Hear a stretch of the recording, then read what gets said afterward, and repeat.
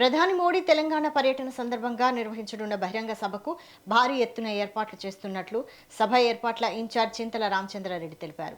సుమారు 2 లక్షల మంది హాజరయ్యేలా ఏర్పాట్లు చేస్తున్నామని ఆయన వెల్లడించారు. సభలో దాదాపు 200 మంది కళాకారులతో ప్రత్యేక సాంస్కృతిక కార్యక్రమాలు నిర్వహించనున్నట్లు చెప్పారు. అలాగే 5,000 మంది మహిళలతో ప్రధాని మోడీకి ఘన స్వాగతం పలకనున్నట్లు తెలిపారు. తెలంగాణకు ప్రధాని మోదీ రావడం సంతోషకరమని పేర్కొన్నారు. రాష్ట్ర ప్రజలు మార్పు కోరుకుంటున్నారని, ఆ మార్పుకు మోదీ సభ వేదికగా నిలుస్తుందన్న చింతల రామచంద్రారెడ్డితో మా ప్రతినిధి Ramakrishna face to face. Narendra Modi రాష్ట్రానికి రానున్నాడు. దానికి సంబంధించి పెరేడ్ గ్రౌండ్లో సభ ఏర్పాట్లు జరుగుతున్నాయి. బహిరంగ సభకు సంబంధించిన ఏర్పాట్లు జరుగుతాయి. దానికి సంబంధించి మాజీ ఎమ్మెల్యే చింతల రామచంద్రారెడ్డి ఇక్కడ ఉన్నారు. అడిగి తెలుసుకుందాం. సార్ చెప్పండి, ప్రధానమంత్రి పదవి చేస్తున్నారు. సభ ఏర్పాట్లు ఏ విధంగా జరుగుతున్నాయి, ఎంతవరకు వచ్చాయి, ఏంటి సార్? ఒకటి, ఈ సభ సాయంకాలం 5ంటికి జరిగేటటువంటి ఈ యొక్క బహిరంగ సభలో కార్యకర్తలు తెలంగాణ రాష్ట్రం మొత్తం నుంచి కూడా 2 లక్షల మందికి ఇక్కడ ఏర్పాట్లు చేయడం జరిగింది. కనీవిని ఎరిగిన రీతిలో ఈ డయాస్ కానీ వచ్చేటటువంటి కార్యకర్తలకు అందరికీ కూడా బ్రహ్మాండమైనటువంటి ఏర్పాట్లు చేస్తూ ఉన్నాము. తప్పనిసరిగా సక్సెస్ అవుతుందని మేము అనుకుంటున్నాము.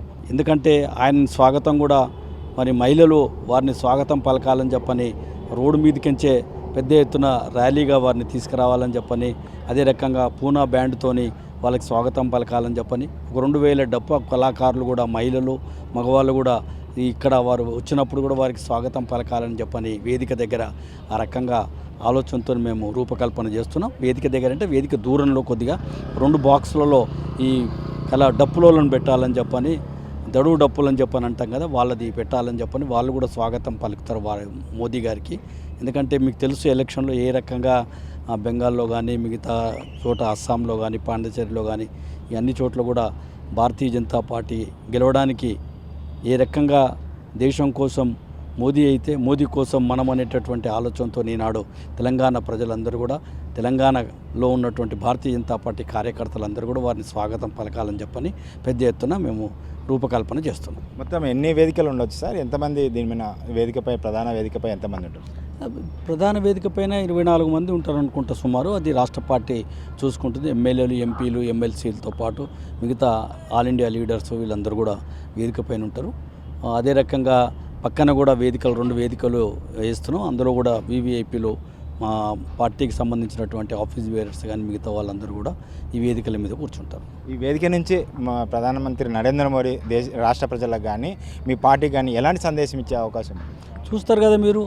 తినబోతూ రుచి ఎందుకు అన్నట్టు, ఎందుకు మీరు ప్రధానమంత్రి గారు మాట్లాడతారు, రేపు ఏమేమి మాట్లాడతారు, ఏమేమి చేసిండ్రు, ఏమేమి చేసి తెలంగాణకి ఏమి ఇచ్చాము, ఎంత ఇచ్చామనే విషయం వారు చెప్తేనే, వారి నోటు వింటేనే మనకు ఆనందంగా ఉంటుంది. అంటే పశ్చిమ బెంగాల్ విజయం తర్వాత ఇక్కడికి వస్తున్నారు, నెక్స్ట్ టార్గెట్ తెలంగాణ అంటున్నారు. అలాగే ఉంటుందా ప్రధానమంత్రి మోడీ సభ? లేదు, ఒకటి తెలంగాణ అనేది భారతదేశంలో అంతర్భాగమే. తెలంగాణలో కూడా భారతీయ జనతా పార్టీ తప్పనిసరిగా వస్తుంది. 100% రేపు రాబో రోజుల్లో భారతీయ జనతా పార్టీ తెలంగాణలో అధికారంలో రాబోతుందనేది స్పష్టంగా కనిపిస్తుంది. కార్యకర్తలు ఆ దిశగా పనిచేస్తున్నారు. ఇంటింటికి ప్రతి పోలింగ్ బూత్లో ప్రతి 25 ఓట్లకు ఒక కార్యకర్త ఈనాడు పనిచేసి గెలిపించాలనేటటువంటి ఆలోచనతో, 25 ప్రభారి అనేటటువంటి ఆలోచనతో పనిచేస్తున్నాం. తప్పనిసరిగా తెలంగాణ రాష్ట్రంలో కూడా భారతీయ జనతా పార్టీ గెలుపు ఖాయం.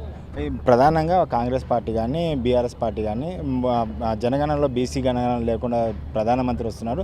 ముందు బీసీ జనగణన చేసిన తర్వాతనే ప్రధానమంత్రి రావాలని అంటున్నారు. దీన్ని ఒకటి, ఈనాడు వాళ్ళు ఏం మాట్లాడుతున్నారు, సౌత్కు అన్యాయం చేసిన వాళ్ళు అందరికీ అన్ని రాష్ట్రాలకు 50% పెంచుతామంటే ఒప్పుకోకుండా ఈనాడు ఏమైంది, స్టాలిన్ ఏ రకంగా ఓడిపోయాడు చూస్తున్నాం కదా మనం.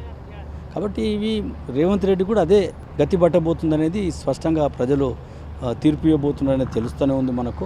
కాబట్టి ఇవన్నీ కూడా నాటకాల రాయుళ్లాగా ఆడుతున్నటువంటి నాటకాలని ప్రజలు గమనిస్తున్నారు.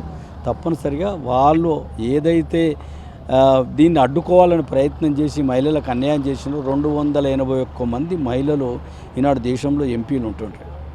2,500 మంది ఎమ్మెల్యేలు ఈనాడు దేశంలో మహిళలు ఉంటుంటారు. ఇది కాకుండా అడ్డుకున్నటువంటి వాళ్ళకు మహిళలు తప్పనిసరిగా బుద్ధి చెప్తారు. ఏదైతే మోడీ సభకు సంబంధించి పూర్తి కన్వీనియంట్గా రీతిలో ఏర్పాట్లు చేస్తున్నాం. అదేవిధంగా విజయవంతం చేసేందుకు ప్రతి కార్యకర్త కృషి చేస్తున్నారు. అదేవిధంగా ఏదైతే ప్రధానమంత్రి మోడీ వస్తున్నాడో ప్రధానమంత్రి మోడీ వేదిక మీద తెలంగాణ గురించి తెలంగాణకి ఏమి ఇచ్చారు, ఏం లేదు, ఎన్ని నిధులు ఇచ్చారనేది స్వయంగా మోడీ ప్రకటన చేశారు. అదేవిధంగా త్వరలోనే ఇక్కడ పశ్చిమ బెంగాల్లో ఏ విధంగా విజయం సాధించామో అదేవిధంగా తెలంగాణలో విజయం సాధించి తీరుతాము అని చింతల రామచంద్రారెడ్డి చెప్తున్నాడు. కెమెరామెన్ తరుణ్తో రామకృష్ణ, మెట్రో టీవీ, హైదరాబాద్.